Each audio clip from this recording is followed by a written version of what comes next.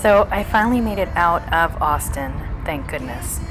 And arriving in Mexico City, as you can see here, I never cease to be amazed by this incredibly dense and super huge megalopolis. Just look at that. It's truly incredible.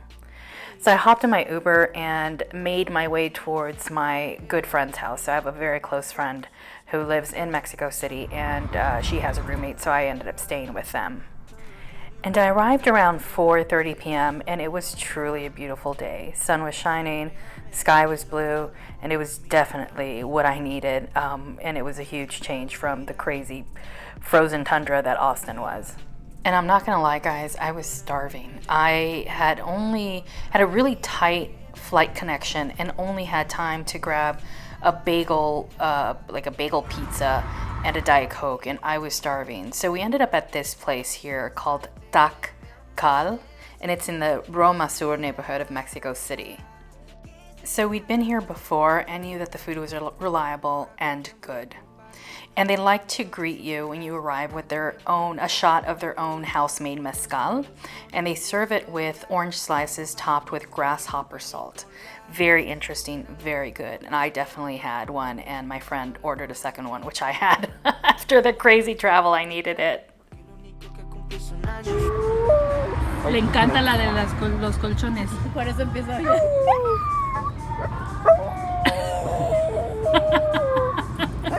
Mire cómo se pone. So what you just witnessed there was my friend's little dog here, Chiquito Taquito, and his howling at the lady, the recording of the lady that goes around Mexico City. If you've ever spent any significant amount of time, you'll know this recording.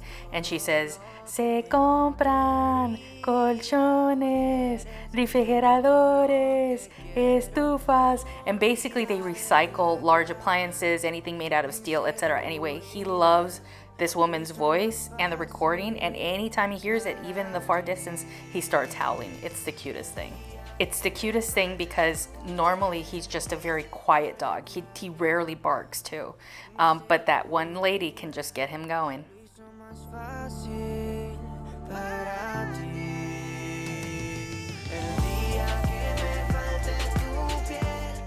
Guys, for the first time I had a guacamole with fried grasshoppers in Mexico. I've never tried them before. I've never tried any insect except for that one cricket I told you guys about, and that left me scarred for life. But they were really good. They actually taste like dried shrimp. And then as my main platter, I had this beautiful octopus.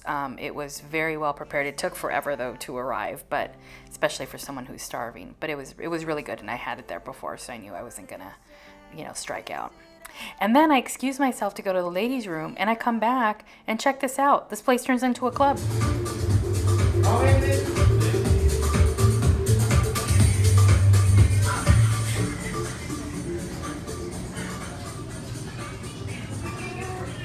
I was like, am I going to the right place? Okay, so it didn't literally turn into a club, but did you see that? I was like, literally, it happened while I was in the ladies' room. It was crazy. The lights and everything and the bumping music. Anyway, that was it for the night. We called it an evening and went back home. The next morning I woke up, I started walking Mexico City streets. I got out of the house at 8 o'clock in the morning. As you can see here, everything was hustling, bustling, people getting to work. It was very reminiscent of what I used to do. There's a Metrobus, which I used to ride all the time. I wouldn't ride it now because of the pandemic, but that was like my main form of transport when I lived there.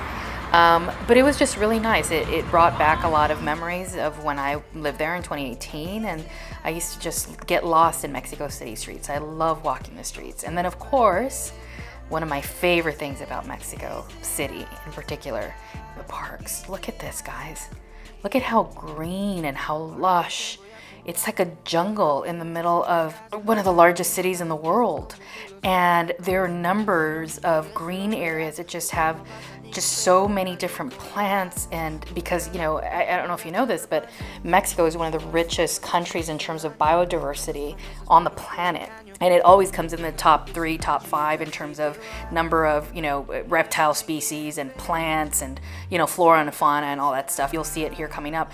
I run into plants and flowers that I've never seen before, and they'll catch my eye. Look at how beautiful the jacarandas are called, those purple trees. They're gorgeous. But yeah, this is a way I love to spend my mornings. Because it just makes me feel like I'm just in a Zen place. So here are the plants that I've never seen before, these flowers, and I was mesmerized by them because they're so unique. Look at that, and they were everywhere. They're gorgeous, gorgeous. So then I made my way over to, there's this outdoor gym, and Mexico City has a number of these at the parks. And of course I bring my disinfectant wipes with me, but this is a place I used to go to do a morning workout, you know, 3 or 4 times a week when I didn't want to go to an indoor gym. And what I like about it is it's very basic equipment, right? But I typically get on this, you know, Stairmaster sort of thing and do that for like 15 minutes just to warm up. And obviously I've walked there as well. And then what I do is they have these other machines where you can work out your upper body or whatever. I didn't do that day. See, here they are. But what I did is I did a lot of, I did leg work, right? So I did a lot of lunges, squats, and I was definitely feeling it the next day. But this is, again, one of my favorite pastimes to do. So definitely got to it, got a nice little workout in, and it was a gorgeous day. Look at that sun shining. Siempre a medias no he logrado encontrar mi otra mitad. El tiempo dirá, el tiempo dirá. So with my workout behind me, I was ready for breakfast, and I knew the perfect little spot called Rocco's Cafe. That's here where you see it. But then it's closed, and I thought it might have gone out of business with the pandemic and all. But then I walked over there, and they were just closed. It was early in the morning still. It was about 9 a.m. So I decided to go to that place, Lynn. Oh, look at this. Yeah, these are the Virgin Mary altars that you see all over Mexico City. Very common. Very pretty. Very pretty. So I went to Lin, I guess is how you pronounce that, and decided to get, you know, a latte and some oatmeal. I was craving oatmeal. But, well, Mexicans in Mexico don't really eat oatmeal. So what do I mean by that? So oatmeal in Spanish is avena. And I asked for avena, and what they brought me was a bowl of muesli with oats and stuff, but it was freezing cold. And I was like, oh no, this is not what I had in mind. Basically, it was a breakfast cereal. So then I said, oh, I thought this was gonna be hot. So she said, well, we can warm it up for you. And they did, and once they did, it was delicious, because they mix oats with chia and they added strawberries and almonds. It was just a really, really nutritious breakfast. I really loved it.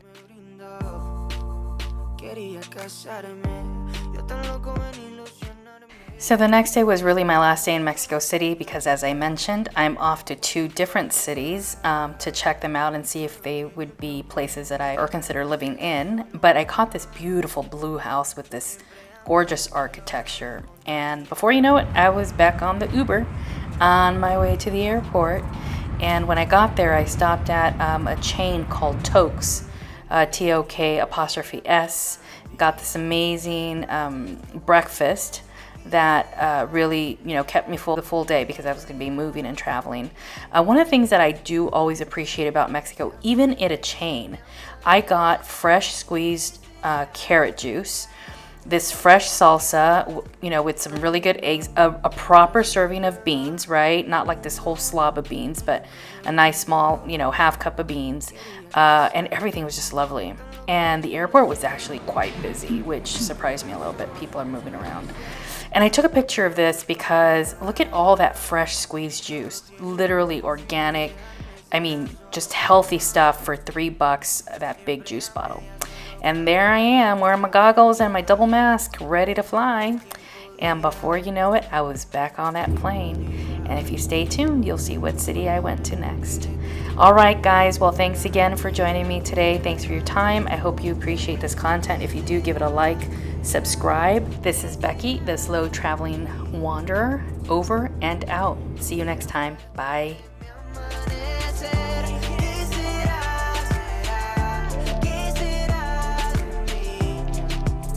Ahora con quién voy a compartir todas mis noches húmedas.